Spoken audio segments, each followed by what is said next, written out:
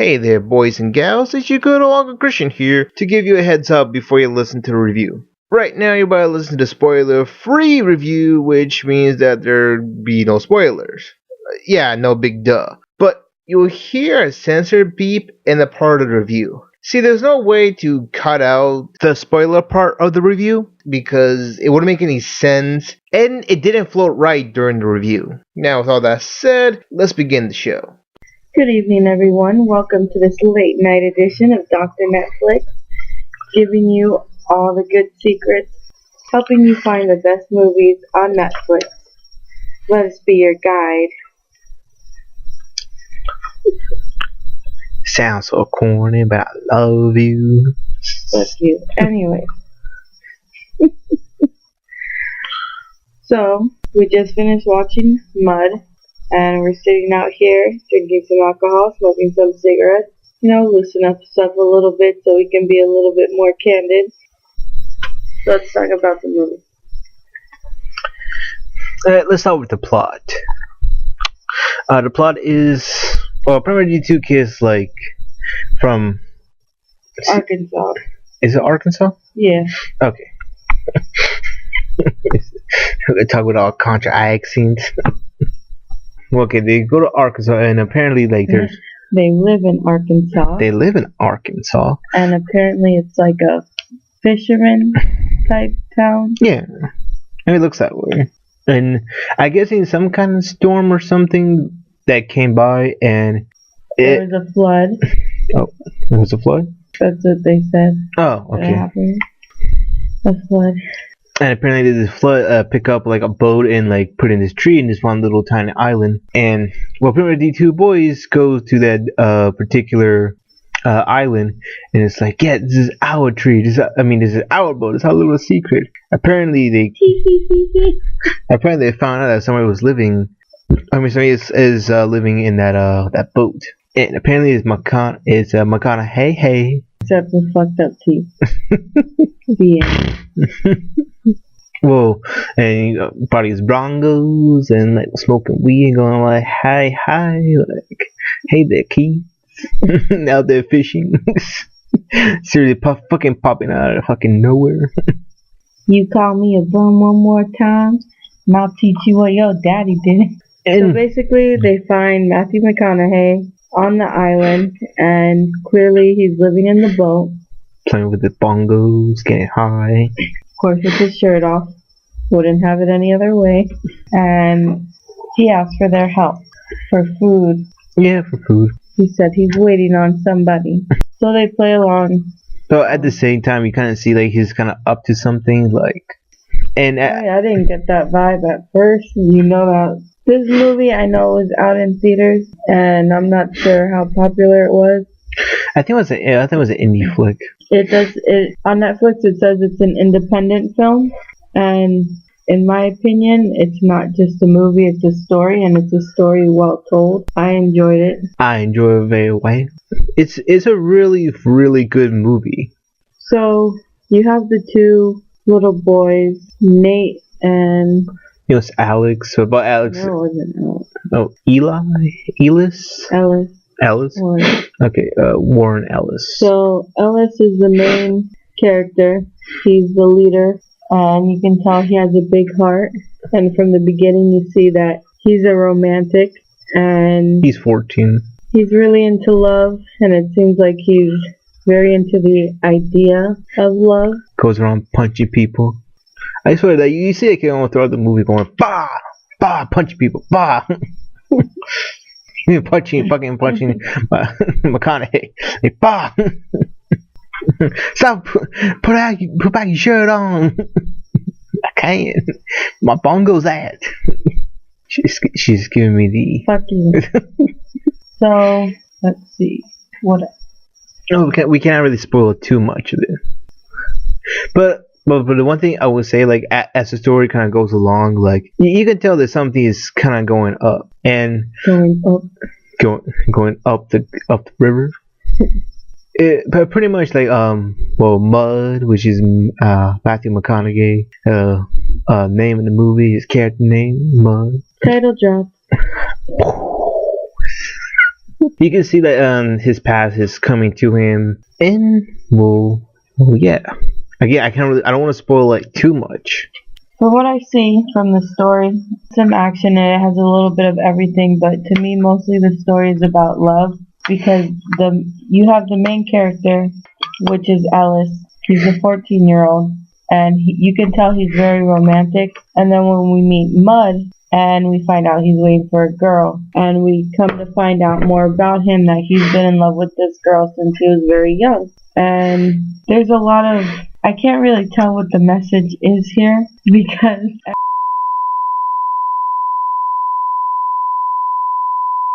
Paper girl. Spoilers. Cut it out then. I'll bleep it up. Give me word. I really gotta say, I really dig the hell out of this movie. It was really good. It's a little bit long, so if you're gonna watch it, you have to have the time to watch it. I don't really mind so much of being like long. Like I don't think of like really anything to like edit out. Yeah, like I can't really. For all the scenery. The scenery. Yeah, they kept showing like the trees and crap on the island. Like every time they moved into a new scene, they'd show some scenery. Well, not their fault, What is their fault?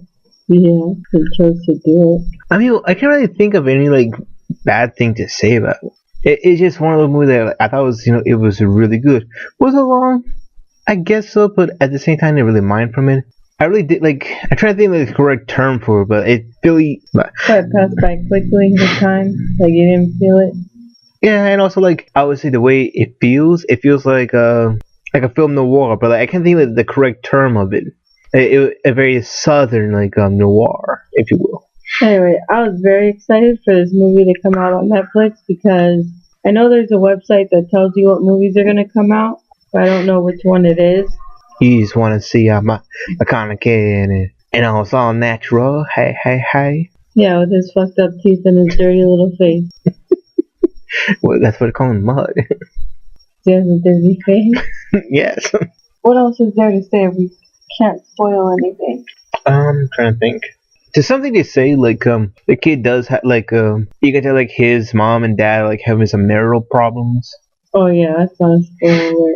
No, it's not, we can, I'm saying marital problems. I can say, to what degree. So, I can't say that love falls apart all around it, but you could say that. See how unfair he is? Well, you can say, love falling, all apart from it, but you can't, give out the details. I'm not being unfair. That's how it works. So, I didn't really know what kind of message to get out of the story. Maybe I'm not that good at analyzing. Or maybe it's maybe no message at all. It just want to show a really good story, and I thought that was what it brought to it. It's just really good story about this person. You can tell that he's maybe having some hard times and whatnot, and shit happen. It's a film noir story. Sometimes with those, they don't really have a message to bring out. So I really enjoyed the story because of the main character being a romantic and Mud being a romantic and nobody else being a romantic. Everybody else was just down on love. The father telling him to not trust love, and then some other characters like his friend Nate, I believe his name was Nat. He was a bit pervy, but he wasn't really romantic at all. And you can just tell that Ellis, he's really heroic, whereas his friend is kind of the opposite of him. Ellis wanted to help Mud. His friend didn't. His friend just thought, he's a bum, let's stay away from him. Ellis wanted to help him. So you could tell that this character is he's noble, he's kind-hearted. He can punch people. But at the same time, you see he's very respectful in the way that he was raised. Yes, sir. Yes, ma'am. Something that our generation was never really taught. Yeah, I just realized, I don't know why, but for some reason I got a King in a Hell live action feeling going on. I don't know why, but it's what? This could be a live action King of the Hill. They had the accents, but it didn't feel like they were Hicks. It felt more stoic, if that makes sense. Yeah. You could tell it was just they were honorable people, and they weren't the most educated, but they were very hardworking. They weren't dirty. They were honest. So in that respect, they were raised with some class. It wasn't like they were just rednecks. Yeah. I'm trying to think of anything else to say. I did like the character Mud like really well. I would say Matthew McConaughey performance on it, I thought was really good. You could tell he's a bit kind of shitty character, but at the same time, like he seemed pretty alright. I didn't see anything shitty about him. I say shady. It's alcohol. See, I didn't see anything shady about him either, though. Like, you can tell at first he wasn't. It's not like there was ever one point where he wasn't honest, but he wasn't telling everything. He wasn't telling the whole story, but he wasn't hiding anything, or there was never a point where he was trying to trick these kids into doing something they didn't want to do. And he wasn't trying to put them in danger. And if there was a point he felt like they would be in danger, he would warn them. At least he wouldn't keep that from them. If you see this person, don't talk to them. Stay away. He's dangerous. I still gotta say that. Mofo. They fucking Slender Man. Fucking pop out of nowhere. Even like the one part you see like, you see like his footprints like disappeared, and then all of a sudden like he reappears like right next to like their boat, and like he's fishing. It's like, what the fuck he came from? Like, he probably was like a little Hello Kitty fishing man. He probably was underneath at the magic mic, and then pop right. I go, hey, I'm sorry I'm late. You know what I was saying? I think that was him. That was like his little tropical like spot, like just to get away from the people. And it's like, all right, like how about we make a movie here? I'll bring my bongos, then we'll make a movie. What want to make? I don't care. I want to be here, fish with my Hello Kitty. All of the ball. Really, all you know about him is the bongos. That's all you can concentrate on. Hey, talk this and go, hey. That's all you got to go on. I'm talking like, hey. Come on, man. He doesn't talk like that. Yes, he does. His voice is deeper. Yeah. He sounds manly. This is how he talks. But he sounds manly. His voice isn't that high. It's the nose. Yeah. The nose. Do you have any negatives to say? I wish it were a bit shorter. I don't like when movies are over 2 hours. It wasn't bad that it was too long, but it wasn't good either. If that makes sense, it just wasn't. Wish it were a little bit shorter. I can't really think any negative to say about it. I thought Through and Through was just a really good movie. A really, really good movie compared to Hot Flash.